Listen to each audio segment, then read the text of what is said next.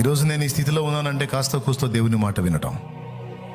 ఈరోజు నేను ఈ స్థితిలో ఉన్నానంటే కాస్త కూస్తో దేవునికి విధేయత చూపటం. నా తండ్రి తన బలమైన బాహు చాపి అల్పురాలైన నన్ను ఆయన ఎత్తిపట్టాడు.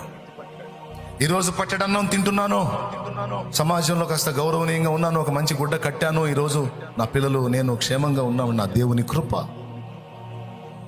కాస్త కూస్తో నా దేవుని మాటలు వెతకటం, నా దేవుని సన్నిధి వెతకటం, నా దేవుని పాదాలు పట్టుకోవటం నాకు ధన్యత. కొంచెం విధేయత చూపితేనే ఇంత ఆశీర్వదించబడ్డానే.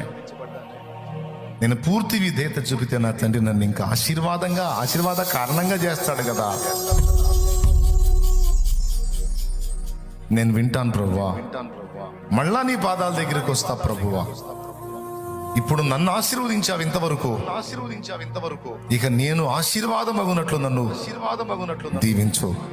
అనేకులకు ఆశీర్వాద కారణమగునట్లు దీవించు. మా చూపంతా అల్పమైన వాటి మీదే ప్రభువా, కానీ శ్రేష్టమైనవేవో, మాకేవి మంచివో, ఏవి యుక్తమైనవో. అమ్మా పసిబిడ్డకి మంచి శ్రేష్టమైనవి ఎంచి కొనిపెట్టినట్టు నాకు మంచివి ఎంచి దాచిపెడతావయ్యా.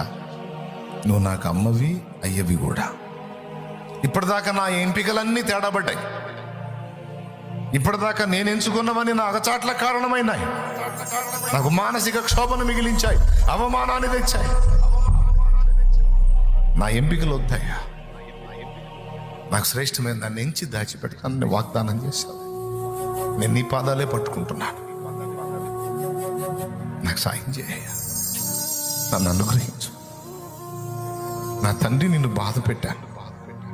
నీ మాటలు కొన్ని పెడచెవిని పెట్టి మూర్ఖంగా ప్రవర్తించి దుఃఖపెట్టాను. నీ మాట విధేయత చూపినంత వరకు బాగానే ఉన్నాను. లోకాశల్లో పడి పాడైపోయా. మనశ్శాంతి లేదు, ప్రశాంతత లేదు, ఆరోగ్యము లేదు, ఆనందము లేదు.